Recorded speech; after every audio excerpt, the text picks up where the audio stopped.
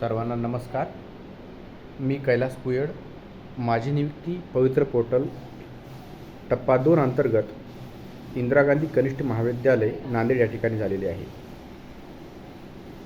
माझ्या वेळेस जी भरती झाली होती त्यामध्ये अनलिमिटेड चॉईसेस देण्यात आलेले होते.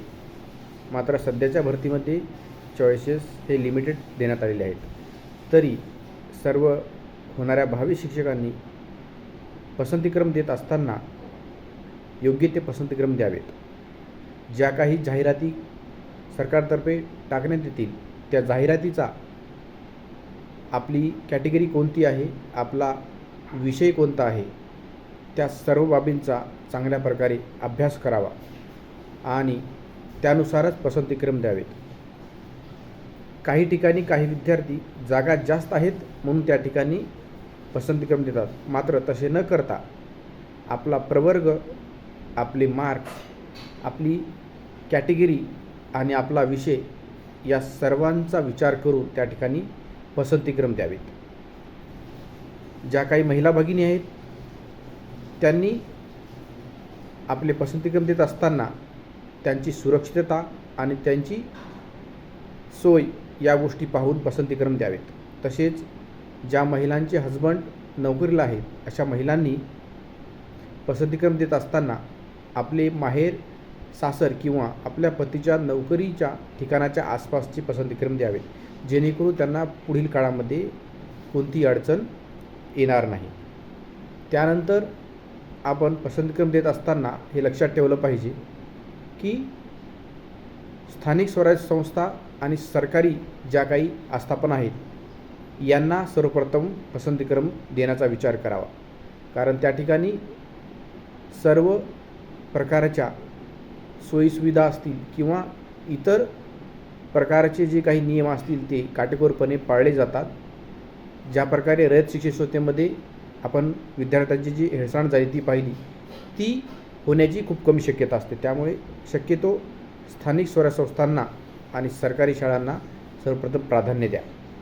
यानंतरच्या टप्प्यामध्ये आपण पाहतो की काही मुलं जी असतात ते प्रेफरन्स देत असताना मोबाईलद्वारे किंवा कॅम्प्युटर शॉपीवर जाऊन त्या ठिकाणी प्रेफरन्स देतात आणि जो काही कॅम्प्युटरचा जो त्या ठिकाणी तो ऑपरेटर असतो त्यावरती विसंबून राहतात. तसे न करता सर्वप्रथम आपल्या घरी स्वतः बसून आपल्याला जो प्रेफरन्स द्यायचा आहे तो एका कागदावर लिहून काढावा आणि त्यानंतर चांगल्या प्रकारे ते प्रेफरन्स भरून त्या ठिकाणी टॅब हा क्लोज करावा.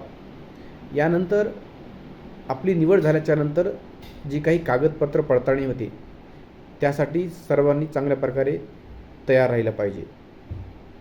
माझी भंडारा येथे नियुक्ती झाली होती तेव्हा एका विद्यार्थ्याकडे आपल्या डॉक्युमेंटवर जे काही मार्क मेमो असतो ते हाताने आणलेला होता. त्यामुळे त्याला त्या ठिकाणीच भरतीतून भंडारा येथून बाद करण्यात आली. तशी चूक आपल्या हातून होणार नाही याची काळजी घेतली पाहिजे. त्यासाठी आपली सर्व मूळ कागदपत्रे, मग ती शैक्षणिक असतील किंवा आपल्या कॅटेगरी संबंधित जात प्रमाणपत्र, व्हॅलिडिटी ही सर्व व्यवस्थित योग्य त्या तारखेपर्यंतची काढून ठेवावीत आणि त्याची 3 छायांकित प्रती आपल्या स्वसाक्षरीने काढून ठेवावी याची तेवढी काळजी सर्वांनी घेतली पाहिजे.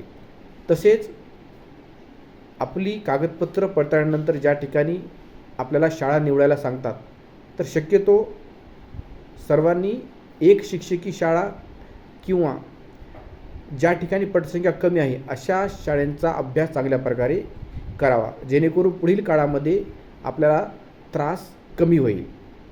तर अशा प्रकारे सर्वांनी चांगल्या प्रकारे योग्य अभ्यास करून आपला जो पसंतीक्रम हा भरावा आणि या भरतीमध्ये निवड झाल्याच्या नंतरसुद्धा ज्या काही अडचणी आहेत ती अडचण जी माझ्या संदर्भाने तयार झाली तुम्हाला सांगणार आहे.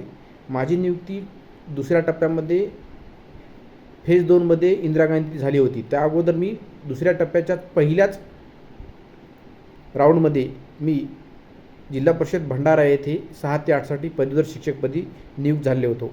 मात्र कन्व्हर्टेड राऊंडमध्ये खाजगी संस्थेवर गेल्यानंतर माझ्या जुन्या जिल्हा परिषद भंडाऱ्याच्या आस्थापनेने माझा शरात ID डिटॅच करण्याऐवजी त्या ठिकाणी बंद केला होता.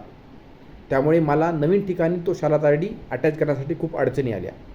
मात्र आदरणीय तुषारदादा देशमुख यांनी पुणे येथील राजाजी शिंदेसाहेब यांचे संपर्क साधून माझा जो काही शाला तारडी बंद झाला होता तो पुन्हा कार्यान्वित करून दिला आणि मोठ्या प्रयत्नाने माझा तो शाला तारडी पुन्हा नांदेड जिल्हा परिषदेमध्ये अटॅच करण्यात आला.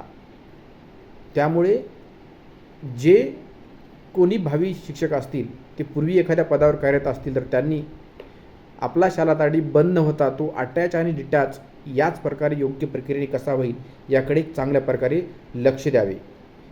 अशा प्रकारे माझ्या या प्रवासात ज्या काही अडचणी आल्या त्या सोडवण्यासाठी आदरणीय तुषारदादा देशमुख यांनी खूप मोलाची साथ दिली.